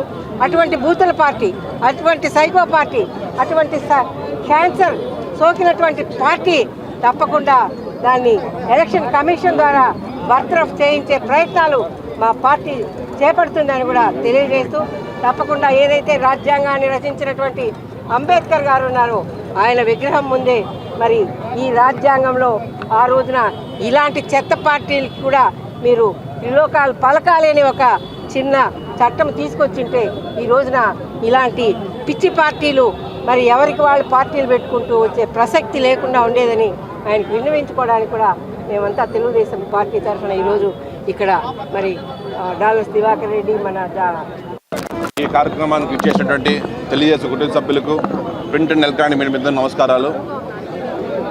నిన్న జరిగిన సంఘటన చాలా బాధాకరం. మన రాష్ట్ర ముఖ్యమంత్రి, మనందరికి పెద్ద దిక్కు మన చంద్రబాబు నాయుడు గారు, మన రాష్ట్రమే కాకుండా తెలుగు రాష్ట్రాలే కాకుండా భారతదేశం మొత్తం కూడా ఒక మంచి నాయకత్వంలో రాష్ట్రంతో పాటు దేశాన్ని కూడా డెవలప్ చేయాలనేటువంటి ఒక సంకల్పంతో చేస్తున్నటువంటి నాయకుడిని పట్టుకొని ఒక పనికి మాలిన ఒక చెత్త మాటలు మాట్లాడటం అనేది చాలా బాధేసింది. అతను మాట్లాడేటప్పుడు కనీసం అతనికి ఒక పెద్ద చిన్న మర్యాద ఉండదు. వాళ్ళ పార్టీలో ఉన్నటువంటి సంస్కారం వాళ్ళ లీడర్లకు ఉండవు, వాళ్ళ కార్యకర్తలకు ఉండవు, ఏవి ఉండవు. నోటికెట్టొచ్చి అట్లా మాట్లాడతారు. అది పద్ధతి కాదు. మీరు ఇంకనైనా పద్ధతిగానే మార్చుకోకపోతే, నేలకిని నోరుని అదుపు పెట్టుకోకపోతే రాబోయే రోజుల్లో మీకు ఉన్నటువంటి భగవంతుడు కావచ్చు, మా పార్టీ నాయకులు కావచ్చు, మా పార్టీ కార్యకర్తలు కావచ్చు, ప్రతి ఒక్కరు ఎవరిని కూడా మీ పార్టీ వాళ్ళ రోడ్లో తిరిగే పరిస్థితి కూడా రాకుండా పోతుంది. ఆల్రెడీ ప్రజలందరూ కూడా మీకు మంచి గుణపాఠం చెప్పారు. కనీసం తెలుసుకోవాలన్నా మీరు మారాలా.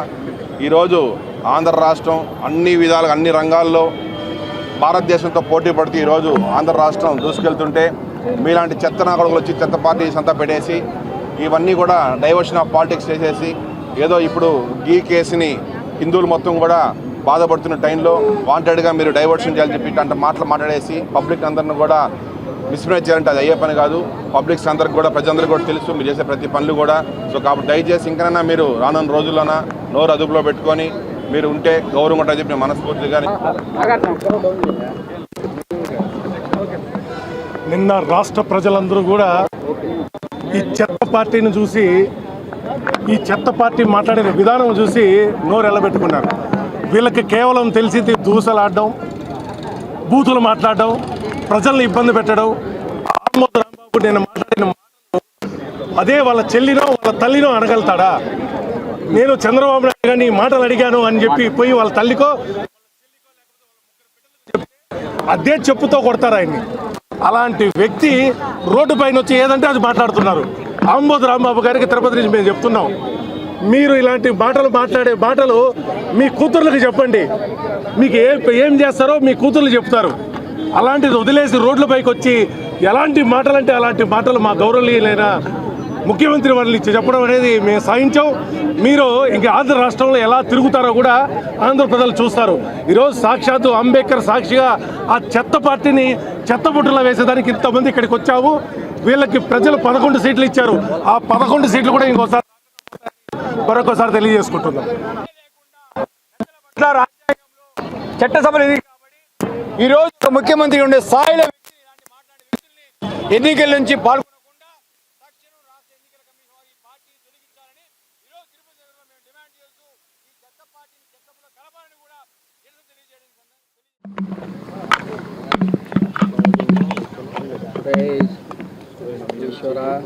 ఓకేనా start. Print and electronic media అందరికీ నమస్కారాలు. నిన్న జరిగినటువంటి సంఘటన అంబటి రాంబాబు గారు మాట్లాడినటువంటి మాటల్ని చాలా బాధాకరం వేసింది. అందులో భాగంగా ఈరోజు ఉదయం కూడా తిరుపతిలోని అంబేద్కర్ విగ్రహం దగ్గరికి వెళ్ళేసి చెత్త పార్టీని రద్దు చేయాలని చెప్పేసి కూడా కార్యక్రమం చేశాము. తర్వాత అంబటి రాంబాబు కేసు ఫైల్ చెప్పేసి ఈస్ట్ పిఎస్లో కూడా ఇవ్వడం జరిగింది. తర్వాత Tirupati superintendent of police SP గారిని సుబ్రాట్ సార్ని కలిసేసి ఎస్పీ గారి పైన కేసు పెట్టి మన ఎస్పీ గారికి చెప్పి అంబటి రాంబాబు గారి పైన కేసు పెట్టి ఖచ్చితంగా తిరుపతికి తీసుకొని అరెస్ట్ చేసి నారావారిపల్లికి వచ్చి మా ముఖ్యమంత్రి చంద్రబాబు నాయుడు గారికి క్షమాపణ చెప్పాలని చెప్పి మేము కోరడం జరిగింది.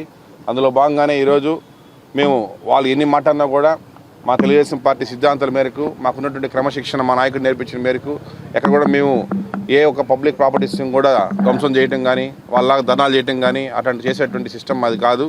వాళ్ళు ఎంత చేసినా కూడా మేము ఓర్పుతో ఇప్పుడు కూడా ఉన్నాము. సో కాబట్టి ఇంకా అయినా మీ భాషని మీ ప్రవర్తనని మార్చుకోకపోతే మీరు రోడ్డు మీద తిరిగే పరిస్థితి కూడా రాదు.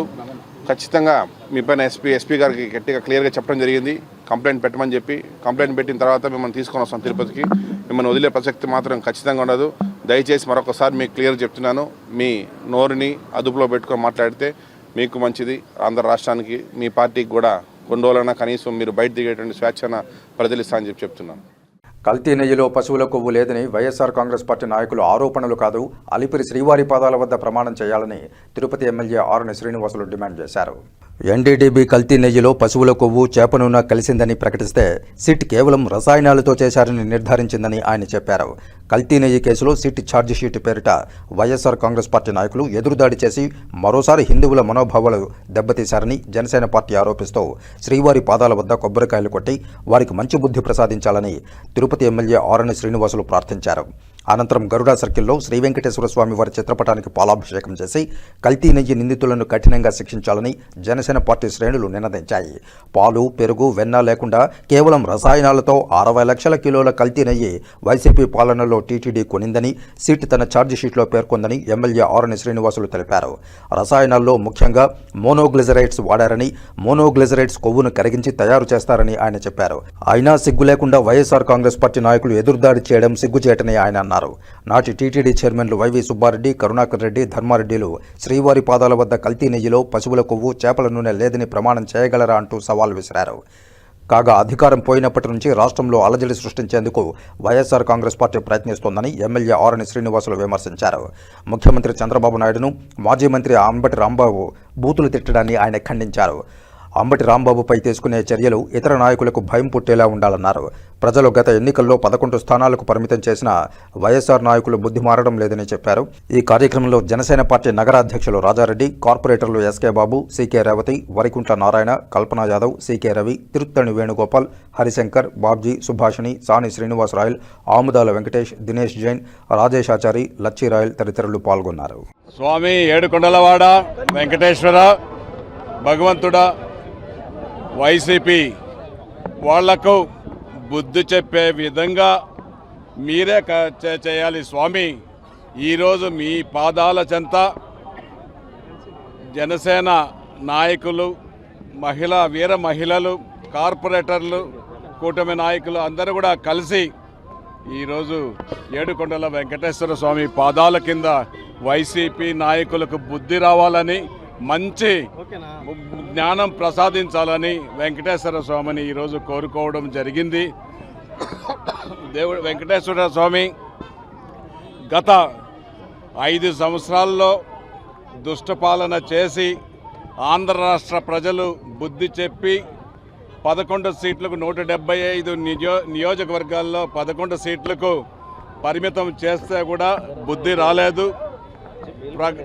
ప్రభుత్వం పరిపాలించేటప్పుడు వై నాట్ 175 × 175 అని ప్రగల్భాలు పలికిన వైసీపీ ముఖ్యమంత్రి జగన్మోహన్ రెడ్డి ఈరోజు 11 సీట్లకు ప్రజలు బుద్ధి చెప్పారు.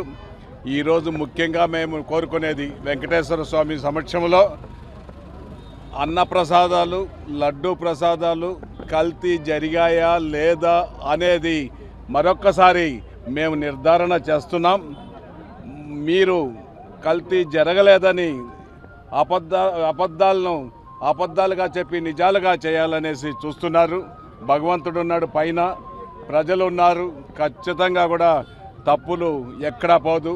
ఆ రోజు మీరు చేసిన లడ్డూ ప్రసాదాల్లో కల్తీ ఎన్డీడీబీ ఒక సంస్థ, పేరు కాంచిన సంస్థ, జంతువుల కొవ్వు పదార్థాలు కలిశాయని నివేదిక ఇచ్చాయి. ఆ నివేదికతోనే గౌరవ ముఖ్యమంత్రి గారు, గౌరవ ఉప ముఖ్యమంత్రి గారు ఇక్కడ వచ్చి ప్రాయశ్చిత్తం మెట్లు కడిగి భగవంతుడా తప్పు జరిగింది క్షమించునేసి మీరు చేసిన తప్పులకు చంద్రబాబు నాయుడు గౌరవ ముఖ్యమంత్రి గారు, గౌరవ ఉప ముఖ్యమంత్రి గారు క్షమాపణలు చెప్పడం జరిగింది. ఎన్డీడీబీ నివేదిక ఇచ్చిందా లేదా కనుక్కోండి. సిట్ ఈరోజు నివేదిక ఇచ్చింది. ఎన్డీడీబీలో ఇచ్చిన నివేదికను ఎక్కడా ప్రస్తావించలేదు. కల్తీ జరిగింది, రసాయనాలతో కలిపి మీరు అన్నప్రసాదాలు, లడ్డూ ప్రసాదాలు చేశారనేసి సిట్ కూడా నివేదిక ఇచ్చింది. ఖచ్చితంగా కూడా తప్పు చేసిన వాళ్లకు ప్రభుత్వం పరంగా అధికారులు, సిట్ అధికారులు, సిబిఐ అధికారులు తన పర్యవేక్షణలో తప్పు చేసిన వాళ్ళకు శిక్ష పడుతుంది. ఖచ్చితంగా కూడా జరుగుతుంది. అంతేకాదు ఏడుకొండల వెంకటేశ్వర స్వామి దగ్గర నాటకాలాడి తప్పులు చేసిన వాళ్ళు ఎవరు బతికి బయటపడలేదు. ఖచ్చితంగా వెంకటేశ్వర స్వామి త్వరలోనే పెద్ద శిక్ష తప్పు చేసిన ప్రతి ఒక్కరికి ఇక్కడ ధర్మారెడ్డి గారు కానీ, మన వైవి సుబ్బారెడ్డి గారు కానీ, భూమన కరుణాకర్ రెడ్డి కానీ, ఇంకా బాలాజీ గారు కానీ, ఈవోలకు కానీ అందరికీ కూడా తప్పు చేసిన వాళ్ళకు కూడా ఈరోజు క్రమశిక్షణలో చర్యలు తీసుకోమనేసి కూడా సిట్ అధికారులు నివేదిక సమర్పించింది. ఖచ్చితంగా చెప్తున్నాము. పరకామణి కేసులో అయితేనేమి, రెడ్ హ్యాండెడ్గా టీవీలలో చూస్తున్నాం. పరకామణి కేసులు అయితేనేమి, ఇంకా కల్తీ వ్యవహారంలో అయితేనేమి, ఖచ్చితంగా కూడా మీరు చేసిన తప్పులు పడ్డాయి. వాటిని కప్పిపుచ్చుకోవడానికే ఇది చేస్తున్నారు. ఖచ్చితంగా కూడా ఎప్పటికీ సిట్ని, సిబిఐని మోసం చేసడానికి ఎవరి వల్ల కాదు. కాబట్టి ఈ మరలా చెప్తున్నాం. ఒకవేళ మీరు చేయలేదనుకుంటే నేను ఒకటి అడుగుతున్నా, చైర్మన్ గారిని, కరుణాకర్ రెడ్డి గారిని, మన గత చైర్మన్ వైవి సుబ్బారెడ్డి గారిని, కరుణాకర్ రెడ్డి గారిని, ధర్మారెడ్డి గారిని ఒకటి అడుగుతున్నా, మీరు వచ్చి వెంకటేశ్వర స్వామి పాదాల కింద దేవుడా మేము కల్తీ నెయ్యి మాకు సంబంధం లేదని చెప్పండి, మేము ఒప్పుకుంటామనేసి కూడా ఈ సదనంగా తిరుపతి జనసేన నాయకులు ఖండిస్తున్నాం. కల్తీ ఒకటే చెప్తున్నాం, మీరు నిబంధనలను ఉల్లంఘించి టెండర్లు, డైరీలకు పాలు లేదు, పెరుగు లేదు, నెయ్యి లేదు, అటువంటి డైరీలకు మీరు టెండర్లు ఇచ్చి నెయ్యి సరఫరా చేశారంటే గ్లిజరిన్ని కలిపి మీరు రసాయనాలు సప్లై చేశారని సిట్ కూడా క్లియర్గా నివేదిక అందించింది. ఇంకన్నా కూడా మీకు బుద్ధి రాలేదు. అందుకనేసి మేము ఈరోజు చేస్తున్నాం. ఇది ఇలా ఉండగానే అంబటి రాంబాబు ఒక ఆంబోతులు అరుస్తున్నాడు ముఖ్యమంత్రి పైన, జగన్మోహన్ మన డిప్యూటీ సీఎం గారు మన పవన్ కళ్యాణ్ గారి పైన ఒక ఆంబోతులు అరుస్తున్నాడు. ఆయన కూడా తగిన బుద్ధి చెప్పడం జరిగింది. ప్రజలంతా కూడా చీకొడుతున్నారు. నిన్న అతను అంబటి రాంబాబు మాట్లాడిన మాటలు ఖండిస్తున్నాం. జనసేన పార్టీ నాయకులు ఏకతాటిగా ఖండిస్తున్నాం. అతన్ని వెంటనే అరెస్ట్ చేయడం కూడా జరిగింది. అతనికి తగిన పనిష్మెంట్లు కూడా ఇవ్వాలనేసి కూడా మేము కూడా జనసేన పార్టీ తరఫున అంబటి రాంబాబుని కూడా అది అరెస్ట్ చేసి ఈరోజు శిక్ష పడాలనేసి కూడా కోరుకుంటున్నాం. ఖచ్చితంగా కూడా నేను ఒకటే చెప్తున్నా, వైసీపీ నాయకులకు, తిరుమలలో పాలించిన 5 ఏళ్ళ నాయకులందరికీ కూడా మేము తప్పు చేయలేదు స్వామి అనేసి దేవుడి దగ్గర చెప్పండి. మీరు చెప్పిన దానికి మేము ఒప్పుకుంటామనేసి కూడా ఈ సందర్భంగా మేము తెలియజేసుకుంటూ, ఖచ్చితంగా కూడా మీకు ఒక పక్క అధికారులు, ఒక పక్క భగవంతుడు శిక్షిస్తాడు. ఆ శిక్ష తప్పదు అనేసి కూడా తెలియజేస్తున్నాం. ఇక వార్తలు ముగించే ముందు ముఖ్యాంశాలు మరోసారి చూద్దాం. కేంద్ర ప్రభుత్వం ప్రవేశపెట్టిన బడ్జెట్ ఫార్వర్డ్ లుకింగ్ అని బడ్జెట్ను స్వాగతిస్తున్నామన్న ముఖ్యమంత్రి చంద్రబాబు నాయుడు కుప్పంలో మీడియా సమావేశంలో మాట్లాడిన సీఎం. అంబటి రాంబాబు వ్యాఖ్యలను ఖండిస్తూ టీడీపీ నాయకుల నిరసనలు, అంబటిపై దాడిని ఖండిస్తూ వైకాపా శ్రేణుల నిరసనలు, వాడి వేడిగా మారిన రాజకీయాలు. మీకోసం కాల్ సెంటర్ 1100 సేవలను వినియోగించుకోండి. ఈ నెల ఫిబ్రవరి 2వ తేదీన కలెక్టరేట్లో ప్రజా సమస్యల పరిష్కార వేదిక కార్యక్రమ నిర్వహణ ప్రజలు సద్వినియోగం చేసుకోవాలని జిల్లా కలెక్టర్ డాక్టర్ ఎస్ వెంకటేశ్వర్ విజ్ఞప్తి. ఫిబ్రవరి 2 సోమవారం నాడు తిరుపతి నగరపాలక సంస్థ కార్యాలయంలో ప్రజా సమస్యల పరిష్కార వేదిక, ప్రతి సోమవారం డయల్ యువర్ కమిషనర్, ప్రజా ఫిర్యాదుల పరిష్కార వేదిక కార్యక్రమాలను సద్వినియోగం చేసుకోండి. ప్రజలకు కమిషనర్ ఎన్ మౌర్య విజ్ఞప్తి. శ్రీకాళహస్తిలో మాఘ పౌర్ణమిని పురస్కరించుకుని శాస్త్రోక్తంగా త్రిశూల స్నాన మహోత్సవం, స్వర్ణముఖి నది ఒడ్డున పంచమూర్తుల ఉత్సవాలను కొలువుదీర్చి విశేష పూజా కార్యక్రమాలు. ఈ వార్తలు ఇంతటితో సమాప్తం. నమస్కారం.